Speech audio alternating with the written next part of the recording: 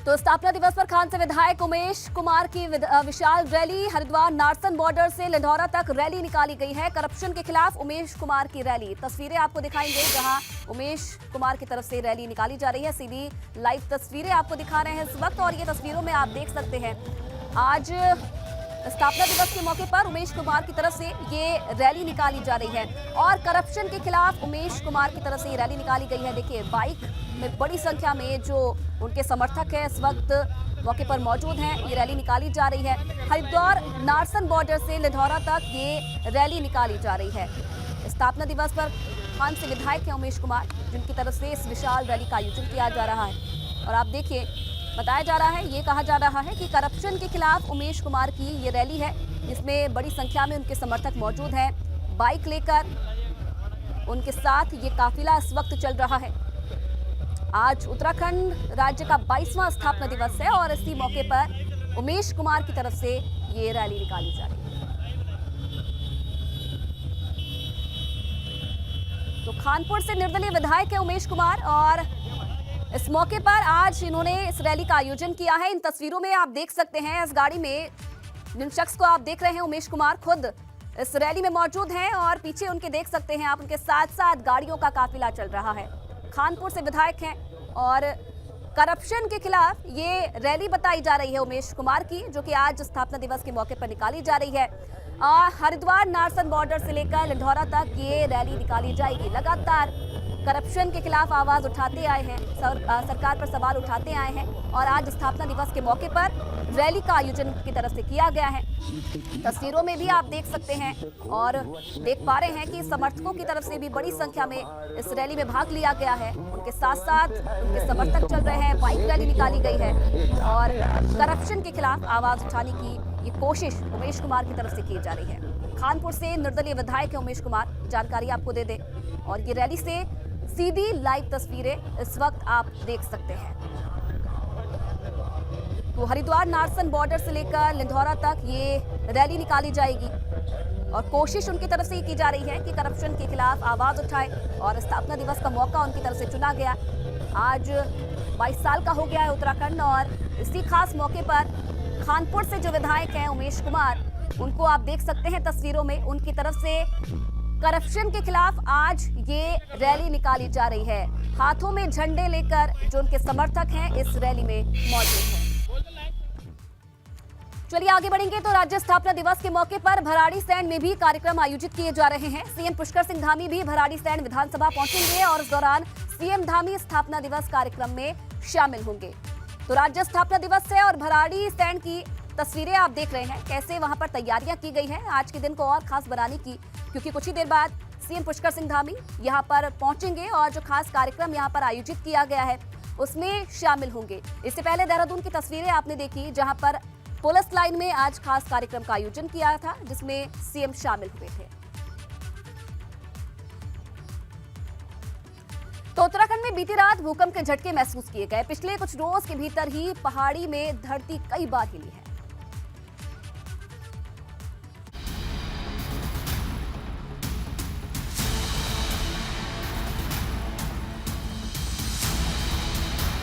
बीती रात भूकंप के झटकों से धरती हिल उठी।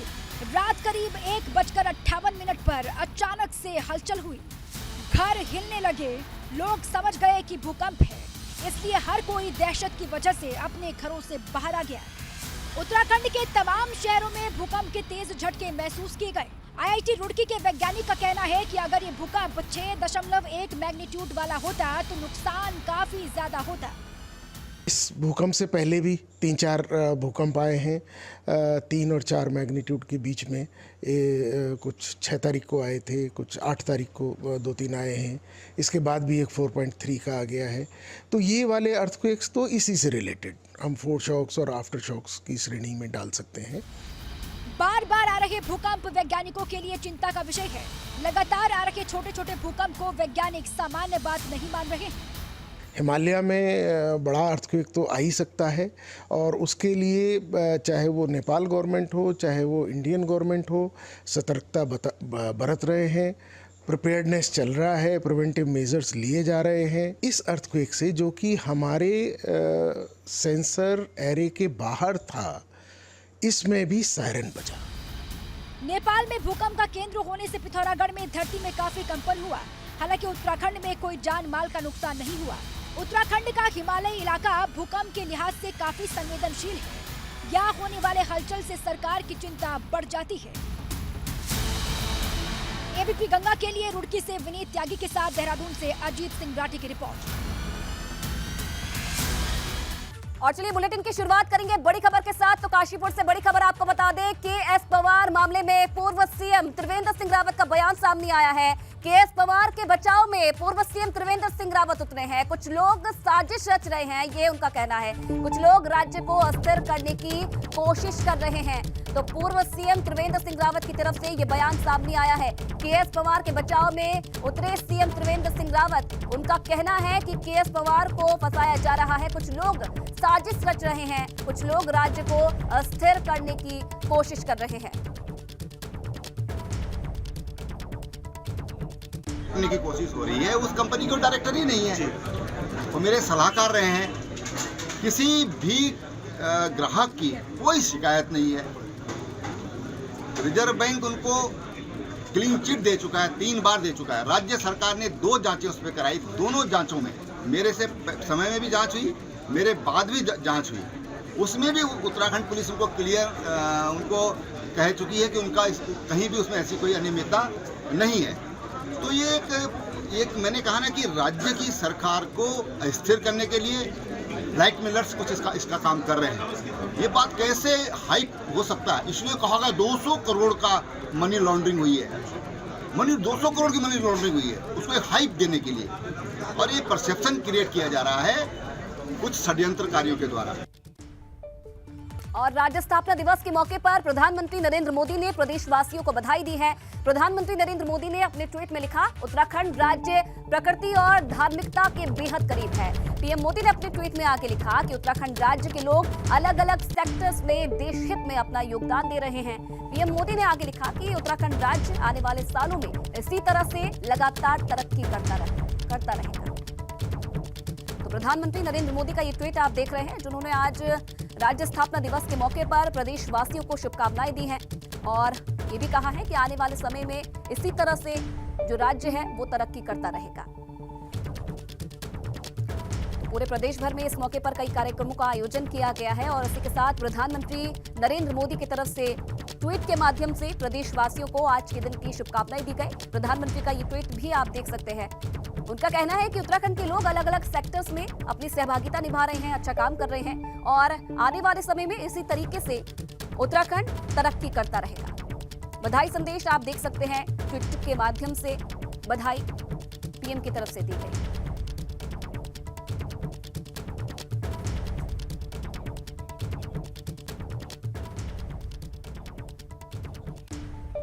खबरों में आगे बढ़ेंगे, लेकिन सबसे पहले एक बड़ी खबर आपको बता दें। गाजियाबाद, आगरा और इलाहाबाद भी बनेंगे कमिश्नरेट। नोएडा, लखनऊ, वाराणसी और कानपुर के बाद अब नए कमिश्नरेट बनेंगे। डीजीपी ने गृह विभाग को प्रस्ताव इसके लिए भेजा है। ये बड़ी जानकारी मिल रही है, बड़ी खबर। और विवेक फिलहाल इस खबर पर और ज्यादा जानकारी के लिए हमारे साथ जुड़ रहे हैं। विवेक, ये बड़ा फैसला लिया गया है नोएडा, लखनऊ, वाराणसी के लिए, अब इनको भी कमिश्नरेट बनाया जाएगा, क्या और जानकारी? बिल्कुल, देखिए जिस तरह से पिछले 4 जनपदों को बड़े जो कि जनपद थे और आबादी के हिसाब से देखें और कानून व्यवस्था के हिसाब से देखें, जो वहां पर स्थापना की सुविधाएं थी उसके हिसाब से देखें तो वहां कमिश्नरेट की जरूरत लंबे समय से महसूस हो रही थी। और मुख्यमंत्री योगी आदित्यनाथ ने अपनी पहली जब सरकार आई थी 2017 में, उसके बाद लखनऊ और नोएडा को कमिश्नरेट बनाया था। उसके बाद जो वाराणसी और कानपुर भी कमिश्नरेट बने। अब गाजियाबाद की बारी है, प्रयागराज बनी, यानी जितने जो बड़े बड़े जनपद हैं उनको कमिश्नरेट बनाने की तैयारी की जा रही है। और इस क्रम में यानी अभी आगे और भी हो सकते हैं। अभी बीते दिनों मुख्यमंत्री ने कैबिनेट की बैठक की, उसमें प्रस्ताव पास किया था, सुविधाएं बढ़ाई थी और कई ग्रामीण क्षेत्रों के जो लखनऊ कमिश्नरेट हो या कानपुर कमिश्नरेट हो या नोएडा कमिश्नरेट हो, उसमें जो ग्रामीण क्षेत्रों का हिस्सा अलग हुआ था, यानी 4 से 5 थाने 6 थाने अलग हुए थे, उनको भी कमिश्नरेट में शामिल करके कमिश्नरेट के कुछ जोन बढ़ाने का एक नया प्रस्ताव बनाया था। वो प्रस्ताव पास हो चुका है और अब यानी लखनऊ के जनपद पहले हुआ करता था, वो अब उसके 4-5 थाने जो ग्रामीण के अलग हो गए थे वो जोड़ दिए गए हैं। यानी पूरे 54-55 थाने लखनऊ में हो गए, सबसे बड़ी कमिश्नरेट। और उसके बाद गाजियाबाद को, प्रयागराज को, इसको कमिश्नरेट बनाने का फैसला जो लिया है वो महत्वपूर्ण फैसला है, वहाँ की आबादी के लिहाज से, कानून व्यवस्था के लिहाज से, अपराध के लिहाज से, और जो जनता को जो एक सुरक्षा का आश्वासन देने का मुख्यमंत्री योगी आदित्यनाथ का वादा है, जो यूएसपी भी है भाजपा सरकार की, कि सुरक्षा हो और महिलाओं की सुरक्षा हो, जो कानून व्यवस्था है वो बेहतर रहे, अपराध कम हो, उसी श्रेणी में, उसी क्रम में ये महत्वपूर्ण फैसला लिया गया है डीजीपी की तरफ से। फिलहाल अभी एक प्रस्ताव गृह विभाग को भेजा गया है। इस प्रस्ताव, चूंकि प्रस्ताव पहले ही मांगा गया था कि कौन कौन से जनपदों को बनाया जा सकता है कमिश्नरेट, वहां पर लागू की जा सकती है कमिश्नरेट प्रणाली, तो ये 3 नए जनपद आए हैं जिनको जल्द कमिश्नरेट, ये माना जा रहा है कि प्रस्ताव स्वीकृत हो जाएगा जल्द, और वहां पर नए कमिश्नर की तैनाती की जाएगी और उसी हिसाब से सारी व्यवस्थाएं वहां पर बदली जाएंगी। चलिए, बिल्कुल, बहुत धन्यवाद विवेक आपका तमाम जानकारी देने के लिए। तो ये बड़ी खबर आप देख रहे हैं, गाजियाबाद, आगरा और इलाहाबाद भी अब कमिश्नरेट बनेंगे। और आज उत्तराखंड राज्य का 22वां स्थापना दिवस है, जिसे लेकर प्रदेश भर में कार्यक्रम का आयोजन किया जा रहा है। देहरादून पुलिस लाइन में कार्यक्रम आयोजित किया गया। इसकी 4 तस्वीरें आपको दिखाएंगे, जहां एक तरफ राज्यपाल गुरमीत सिंह ने परेड की सलामी ली, उधर सीएम धामी ने इस मौके पर प्रदेशवासियों को संबोधित भी किया। इसके अलावा सम्मान समारोह की भी आप तस्वीरें देख सकते हैं। तो आज 22 साल का हो गया उत्तराखंड, और पूरे प्रदेश भर में आज कई कार्यक्रमों का आयोजन इस मौके पर किया गया। ये तस्वीरें आप देख रहे हैं देहरादून की, जहां सुबह पुलिस लाइन में कार्यक्रम का आयोजन किया गया। इस दौरान राज्यपाल ने परेड की सलामी ली और उसके बाद सीएम पुष्कर सिंह धामी ने प्रदेशवासियों को संबोधित भी किया। सरकार ने कई जो विभूतियां हैं उन्हें सम्मानित भी इस दौरान किया, और दर्शकों की भीड़ इस दौरान कार्यक्रम में देखने को मिली। तो सीएम पुष्कर सिंह धामी, राज्यपाल गुरमीत सिंह मुख्य अतिथि के तौर पर इस कार्यक्रम में मौजूद रहे। पुलिस लाइन में कार्यक्रम का आयोजन किया गया था। सारे जहां से शशि भूषण द्वितीय दल समृद्धि में मुश्किलों पर विजय का एहसास दिलाता अगुवाई प्लाटून कमांडर हामिद राणा। ये तस्वीरें देहरादून में हुए उत्तराखंड स्थापना दिवस समारोह की हैं। 22वां राज्य स्थापना दिवस धूमधाम से मनाया गया। अग्रिम दस्ता दृढ़ इच्छा शक्ति को प्रदर्शित कर रहा है। 46वीं वाहिनी टीएससी का प्लाटून कमांडर प्रेम सिंह बिष्ट के नेतृत्व में पुलिस लाइन में परेड का आयोजन किया गया।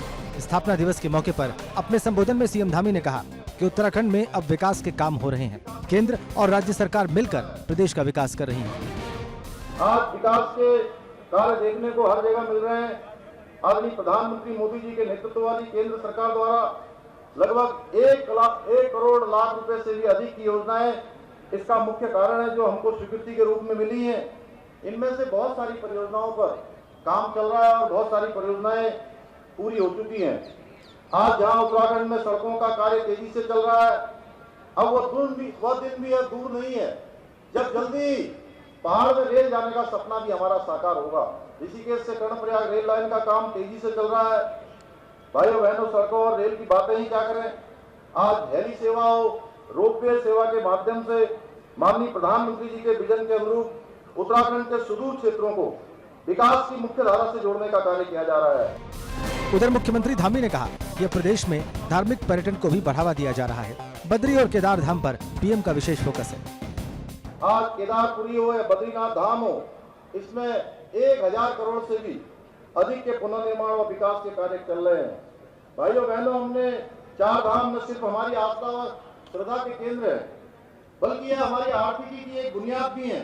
मुझे यह बताते हुए खुशी हो रही है कि जहां इस वर्ष यात्रा प्रारंभ हुई थी, यात्रा हमारे लिए बहुत चुनौतीपूर्ण थी, और उस चुनौती को हमारे पूरे उत्तराखंड की सरकार के द्वारा, उत्तराखंड के जनमानस के द्वारा, अधिकारियों के द्वारा इस चुनौती को स्वीकार किया गया, और इस वर्ष यात्रा में रिकॉर्ड तोड़ श्रद्धालु और यात्रियों ने उत्तराखंड के आकर देवभूमि के दर्शन किए हैं, देवी देवताओं के दर्शन किए हैं।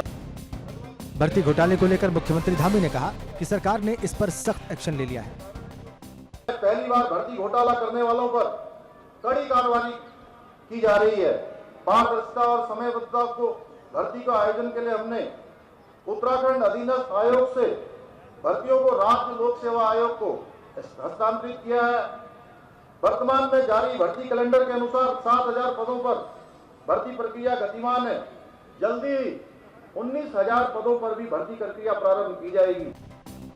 मुख्यमंत्री ने कहा कि प्रदेश में सरकार की जीरो टॉलरेंस की नीति है, इसलिए प्रदेश में करप्शन कहीं पर भी बर्दाश्त नहीं होगा। भ्रष्टाचार मुक्त 1064 ऐप भी लॉन्च किया है। इस ऐप द्वारा प्राप्त सभी शिकायतों पर गंभीरता से एक्शन किया जा रहा है।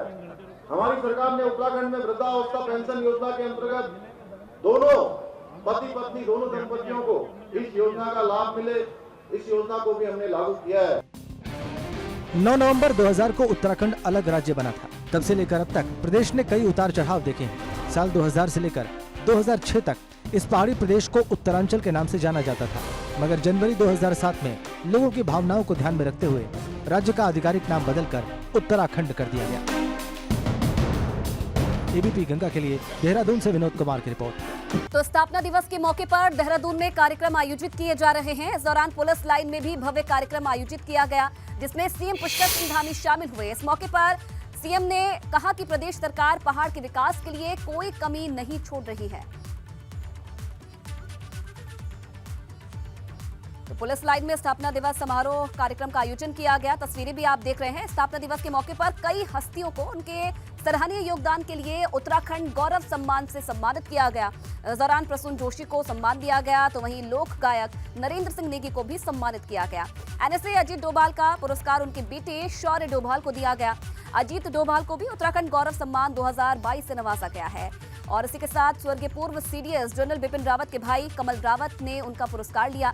जनरल बिपिन रावत को भी मरणोपरांत उत्तराखंड गौरव सम्मान 2022 दिया गया।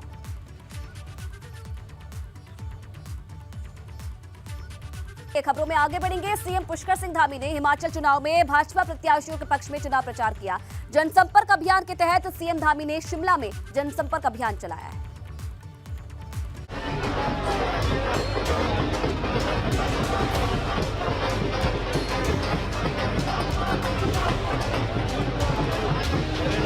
हिमाचल विधानसभा चुनाव में उत्तराखंड भाजपा ने ताकत झोंक दी है। मुख्यमंत्री पुष्कर सिंह धामी मंगलवार को शिमला पहुंचे, जहां सीएम धामी ने माल रोड पर जनसंपर्क अभियान किया और इस दौरान मुख्यमंत्री धामी ने लोगों को भाजपा प्रत्याशियों के समर्थन के पर्चे बांटे। हिमाचल की सीमाएं उत्तराखंड से लगी हुई हैं। दोनों पहाड़ी प्रदेश हैं और इसलिए यहाँ की संस्कृति और रीति रिवाज भी एक जैसे ही हैं। पहाड़ के नेता जब हिमाचल में चुनाव प्रचार करते हैं तो लोगों पर उनका गहरा प्रभाव पड़ता है और यही वजह है कि सीएम पुष्कर सिंह धामी को स्टार प्रचारक के तौर पर चुनावी मैदान में उतारा गया है। हिमाचल में भी एक बीमारी हमेशा रही है, वो रही है कि 5 साल में सरकार बदल जाती है। इसलिए इस बार हिमाचल के लोग किसी भी कीमत पर यह गलती नहीं करेंगे। अनेकों कार्य जो आज मोदी जी के नेतृत्व में प्रारंभ हुए, उन सबको अगर धरातल पर उतारना है, उसको तेज गति देनी है, विकास को अगर पंख लगाने हैं, उसको एक उड़ान देनी है, एक गति हिमाचल को देनी है, एक प्रगति का मार्ग खोलना है, एक उन्नति का मार्ग खोलना है, तो इस बार यहाँ रिवाज बदलना है। चुनाव प्रचार के दौरान सीएम पुष्कर सिंह धामी खास अंदाज में दिखाई दिए। मुख्यमंत्री धामी ने एक दुकान पर चाय की चुस्की का भी मजा लिया।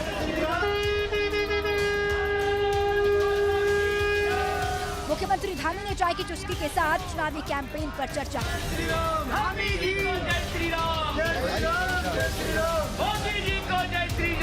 हिमाचल प्रदेश की 19 विधानसभा सीटों का जिम्मा उत्तराखंड भाजपा को सौंपा गया है।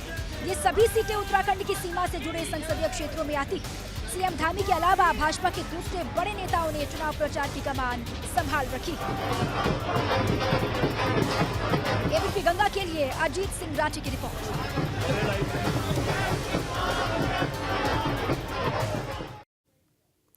चलिए आगे बढ़ेंगे। तो मसूरी नगर पालिका की मनमानी को लेकर सवाल उठ रहे हैं। जिस जगह पार्किंग बननी थी उसी जगह पर इमारत तैयार की जा रही है और इस इमारत में भूकंप की वजह से दरार तक आ चुकी है। बावजूद इसके प्रशासन इस पर कोई एक्शन नहीं ले रहा है।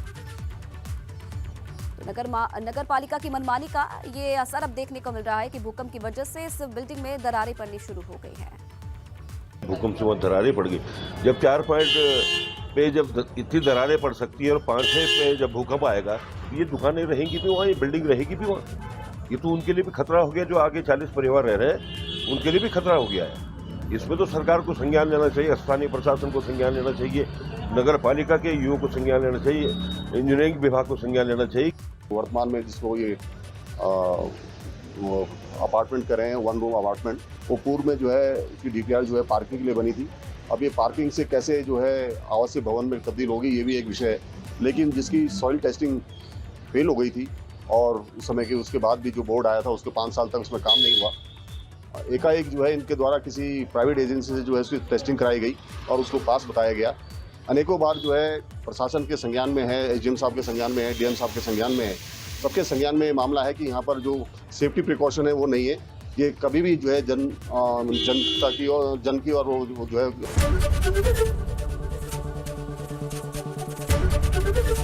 एबीपी गंगा, खबर आपकी, जुबान आपकी।